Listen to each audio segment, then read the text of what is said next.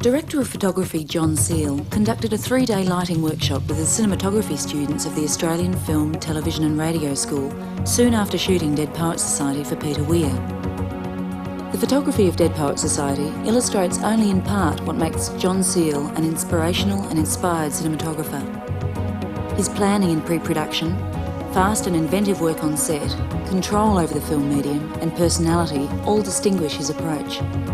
John reinvents himself with every new project he takes on. He won't impose his own cinematic style, but prefers to work closely with the director to enhance the narrative, thematic and emotional aspects of the piece, believing his role is to make films, not just beautiful pictures. He emphasised that we as cinematographers need to understand what the film is doing to the audience, rather than what the lighting might be doing. John is both sensitive to the needs of the drama and efficient in how he shoots it. He works with great speed and ingenuity to achieve the maximum number of setups, allowing the director maximum control later in the editing. It's John's wealth of knowledge and experience that allow him to achieve cinematic excellence. I think it's very difficult when you're learning that there is a ladder to climb or there's a hill to climb towards what we might call perfection. There is no perfection, I don't think, in film work, because every film's different, every shot's different. You can't really have perfection. But there is, in the learning business, that you're learning to get to a certain point of expertise, maybe one might say. Then, once you've learnt that, then the quicker you can fall down the other side of the hill and start making films for the director, the better off you are. John chose a particular set from Dead Poets Society, which allowed total lighting control and offered much scope for exploring and developing our technical expertise. Well, it was an awkward little set in the actual filming. It's very small and compact and had dorme windows, which created a few little problems in lighting that might not have occurred in a simpler set. And I thought that there were different climatic conditions, really, like snow and night, day and things that we could do out the windows. The smallness of the set caused problems. I mean, we did 360-degree pans inside that little set. And obviously you can't fly walls for a 360, so you're stuck inside the reality of the set. And so I thought if we did that and then watched the film, then we could see how the problems occurred by using the little set, how we lit it, and then watch the film to see how it came out. A replica of the small dormitory set was built in the school studio. It had a floating wall along one side, and a scenic flat was placed outside the window.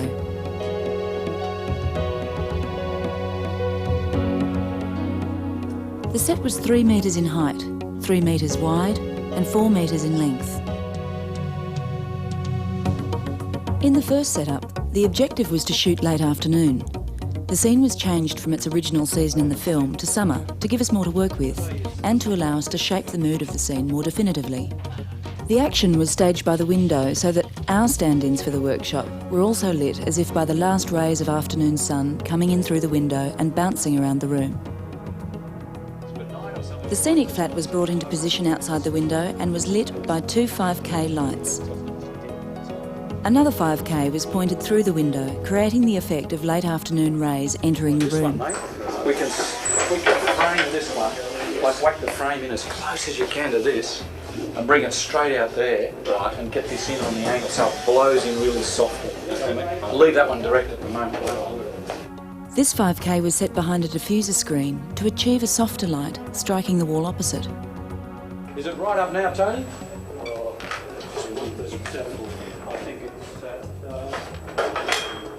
No, leave it right up if you wouldn't, mate. I was just wondering if it was right. Next, a 5K soft light was set above the window, pointing down towards the floor in the room. Just up there, washing a big soft light straight down through there. The ceiling was made of calico cloth, stretched tightly across the set, diffusing the light from 2 more 5Ks shining into the room. The practical in the centre was lit throughout this scene. With so many lights to balance and measure, setting an exposure can be a daunting prospect. Is that all right? I'm not sure. Some people will try and split it, like, you know that? Yeah. You see, which is pretty accurate. I mean, you end up about 4, really. But if you're reading that there, you know you're 2.8. Yeah, but some people read, like want to read a bit of that and a bit of that, right? So depending on what you've got, you can get anything a damn light, can't you? But what's the best way to get just... Well, I read them all separately. Yeah. So I know what that lamp there is doing, or what this glow is here. Right? If you get a reading from here, Yeah. and it's half 2.8, Yeah. and then go through here, Yeah. it says the same, but it's not really getting all that light coming that way. But that's good because you've got a constant fill side, and what you've got to do then is go on your fill. There's always light on your fill. Yeah, but how much are we getting more light out this way? Yeah, but that's a backlight, you see, so it'll highlight. You can let that burn out. It's how far underexposed you want this side. Is the key to it. I mean, you would never expose for half 2 and 2.8 here. Because then you'd be... Because you'd wash out all this, you'd have no depth in here, you know. So I think on the 96 you can push it down, you know, rating it at 400 ASA, you can probably push it down for your mood. Whatever mood, see this is now sunset, see how much warmer that is, we've got that. Yeah. So that this light up here, which I always figure is on all the time, because it's quite nice in an institution that it's dark enough. In other words, you underexpose your field side to the point where it doesn't matter what time of the day it is. This is the only source of daylight in the room, but you have to have practicals on. It gives you nicer things to play with, you know. Because you can imagine somebody, you know, say sitting at this desk here, like there, you know what I mean? You can do amazing things with a light like that and still have daylight. It's logical, you know. But as long as you pull down the whole room to say that it is logical. Yeah. That's why it's really, most of it's what your eye sees, what you want to see, you know. What you want to see is important in developing a lighting scheme or an approach. John emphasised the importance of planning the approach, explaining that if you haven't thought of it in pre-production, you won't have time to think of it during the shoot. Once on the set, you have to work at such speed that without the preliminary groundwork, the film and the shoot will be compromised. You have to walk onto the set with at least an idea of how you're going to deal with a particular scene. Being prepared also allows you to deal with problems that inevitably arise. In this instance, as in the film, the light on Stephen is very flat. Sometimes you get caught like this, and it's not bad to get caught, I mean, you know. It is reality. It's just that he's dead flat. There's nothing, the walls either side of him are the same density because it's such a flat light, you know, and you can't really get in any colours or anything up there to try and knock that wall down because it's such a soft source, not a direct light, so you can't cut that wall off, so it's a different density to that wall. So you're ending up in this awfully flat situation. The only thing that did happen, I remember on the picture, we were getting that, you see that there? Which was a little more intense because we can spot that up and go for that. And he had a very white sheet. In fact, we replaced it and cheated on the inside. So that if he holds it at the right angle in the sun there like that, you can even see it there, it's not much, but you imagine with a white sheet of paper that he got a little glow underneath, kicked in the eyes and things like that.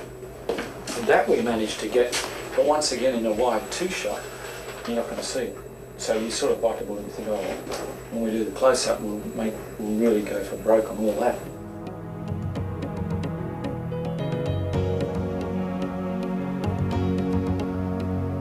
Next, we moved in on a close-up of Warren.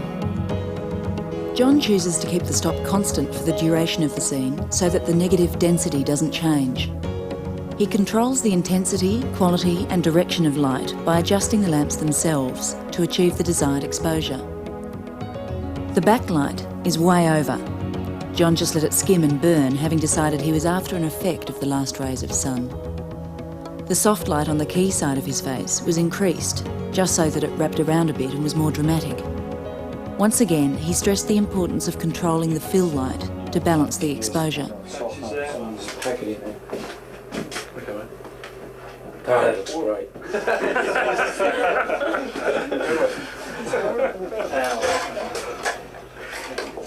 Normally he would have used a penalight, but improvised with an inky on this occasion.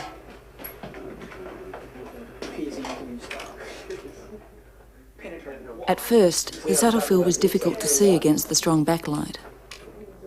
So if you knock out all the backlight and you're just looking at Warren's face, you can see the difference. I find it very handy. If you look through your rolled up fingers like that.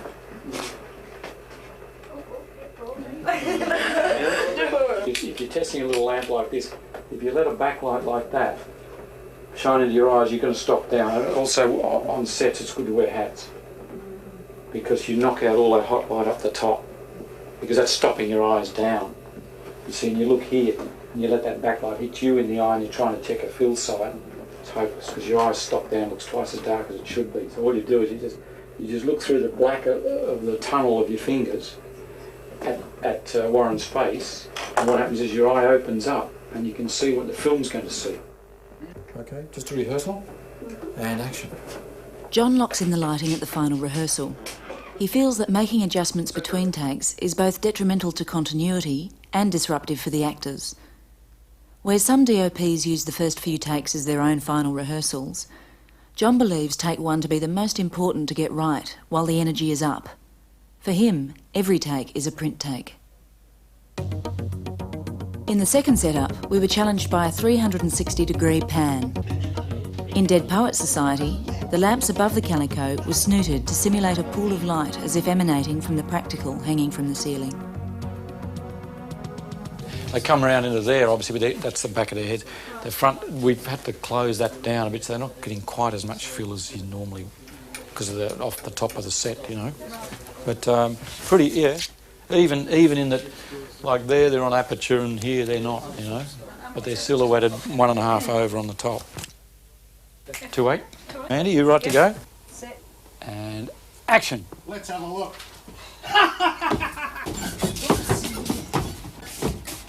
Go on to Steve.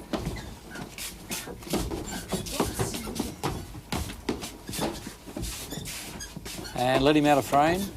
Cut. Good one. How was that? Oh, that's okay. That's okay. Did you? Yeah, very good, very good. All right? Yeah, but Yeah, they all say yes. In the third setup, the room is lit for a winter day. The mood is more subdued. The room is still lit as if through the window, but it's a cool, dark day. There are no piercing rays of sun, and the interior light is switched off. Where previously the window was burning out, obscuring the exterior, here we wanted to see more detail outside the window. We kill that crank. That's better. That's great. See how soft that is now coming back in on here? It's over there. It's okay. Now we're looking at, you want the light on the backdrop or the backlight? We can reduce whatever light's on the backdrop, mate. Okay. Keep bringing it right back. Okay, I'll just That's try good. the one up and off. And we'll leave that soft light back here too, mate. The basic position of the lights remained the same as for the previous setup. The 5K to the right of the window was brought in closer and was set behind a diffuser screen. Right. You spot that up a touch, mate, just to drive that through a little more. Yeah, just a little hotter on his face. To create the coolness of winter light, blue gels were applied to the lamps. Half blue gels on the two 5Ks on the flat, quarter blue on the other two 5Ks and on the soft light pointed through the window. The ceiling practical was turned off, so that only one 5K diffused through the calico ceiling filled the room. A 1K soft light spilled in through the door, simulating electric light in an adjoining hallway. The soft light, being less than 3200 degrees Kelvin, was about a quarter more red, casting a warm light. White shirts. John believes it's wise to be subtle with colour balance during the shoot, so as to allow greater control and flexibility later in the grade. He cautioned that if you go too far in one direction in the negative, you can be trapped, unable to get rid of it later in the print. This one as a first example, right? And then we'll put this little thing on the front here. Action. The overall effect is sombre, a bleak cold exterior contrasting with a low-key, warmer interior.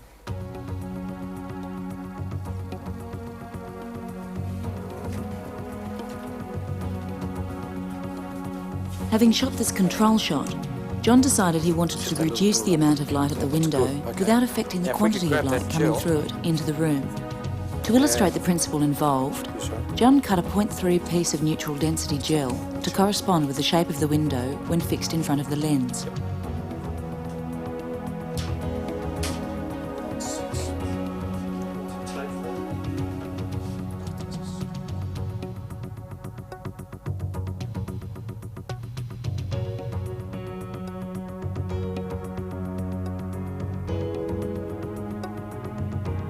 Here, we ask the actor to walk through the shot to highlight the area covered by the gel. Originally, this effect was specifically designed for a static shot, so that the filter is totally unnoticeable.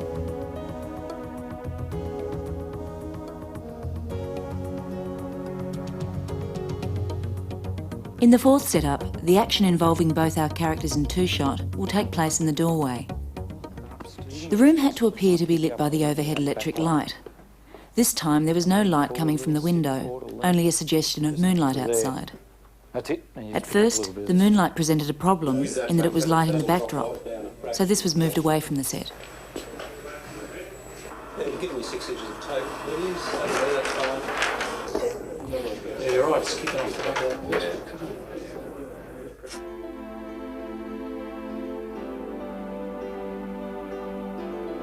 The soft light above the window was gelled with a full blue this time.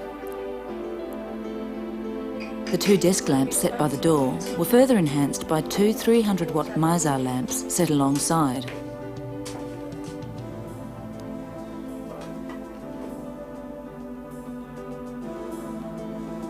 Again, one 5K light above the ceiling provided most of the interior light, and a 1K soft light outside the door provided the spill from the hallway. Every lighting setup is founded on the visual logic established by the practicals or light sources shown in the scene. The light source, for instance a desk lamp or a street light, will dictate the direction and quality of light. The light in the room was graded so that the back of the room is darker than the front, where the action takes place. That poly, mate, we might just throw that on the ceiling, slide it towards the light source. A piece of polystyrene foam was used to cover about a third of the calico in the area above the window.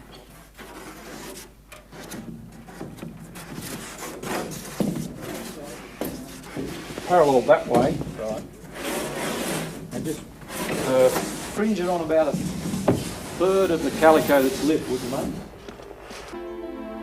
Grading the room gave the space more depth and a greater sense of realism.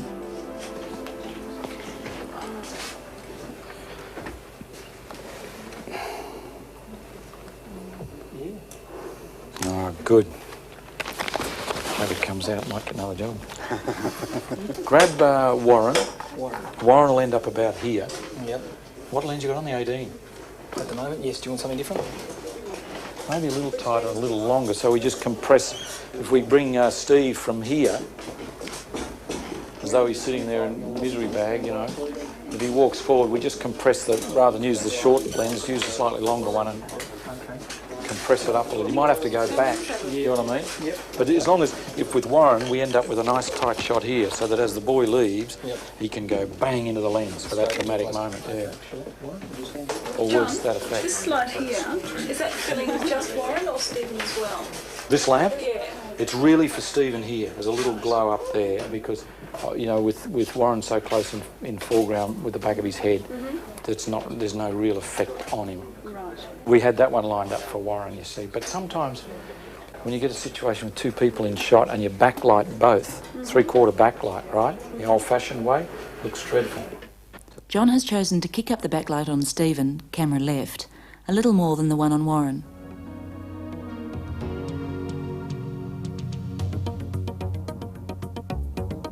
John showed us one of his unconventional techniques, which allowed us to backlight 2 people in a very confined space. Is put 2 people here, right, just to and show that like you can't get a backlight on them. But if we could put an inky up there, clamp it onto there, and hang it down, right, and then what we'll do is then block it out with this foreground piece, and that show how we can light these 2, whereas normally you couldn't get a lamp straight through the window.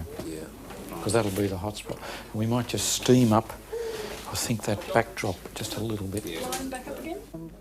Following John's instructions, a piece of board was painted precisely the same colour as the walls of the room. Then an inky was attached to the wall and gelled with a 1/485. The painted board was carefully positioned in front of the lens, aligned so that it obscured the inky on the wall and also lined up with the lines above the door and window, which helped to further disguise the board. Already. Finally, the board was lit to match the exposure and density of the back wall. Anyway, that's the idea. Now, what have we got with this? If somebody would like to have a look through there, that's a ceiling piece. That's it there. As impressive as these techniques are, for John, they're only a means to an end, and he'll use any technique that's appropriate to the film he is making. You know, like on Dead Poets, I used a hydraulic head the whole time on the operating, and I had my hand on the zoom the whole time. It shot it like a newsreel, because when somebody moves, you know, like across the room or something, you can just ease in on them during the move. Nobody ever sees the zoom. It's when I think when you see a zoom that people hate zooms. But when you hide it totally, you know, if somebody's move, a lift, a sit, a stand, they become an excellent tool of trade. And I don't think they're to be frightened of. Some people say the quality's not as good, but why worry about quality if you're going to make a better film, because you've got the versatility of a lot more focal length lenses. What allows John to be so confident? How did he gain such control over the medium? I think the one light print is that we have in Australia is one of the most important tools of the learning cameraman's trade, because if the lab is going to keep a one light print on all of his processing and on your prints, then you know exactly where your negative is at when you start shooting with it. You know exactly where your meter is at, as far as you know, setting the ASA on your meter and then exposing that negative. You know that with the one light print that you can change the negative to find out what the print will do, you see. But and then you find out where your head's at. So then you know how far you can underexpose, how far you can overexpose the negative.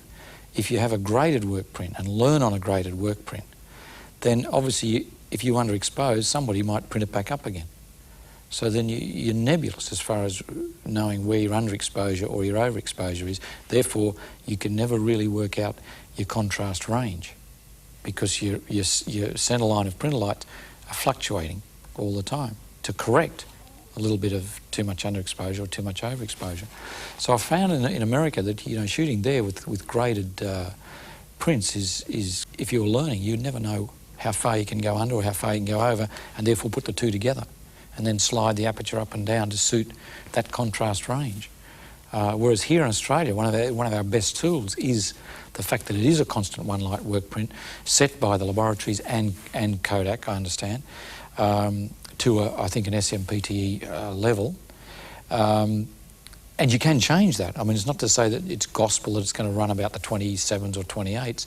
You can actually re-rate the film down and set your own set of printer lights as a one light print to say middle 30s, which is always pretty good for your blacks and things like that. So what you're doing is de-rating the film, knowing that you're overexposing, so you get a good healthy negative, and then you're printing down with the 35s so that you're crushing your blacks and getting good blacks.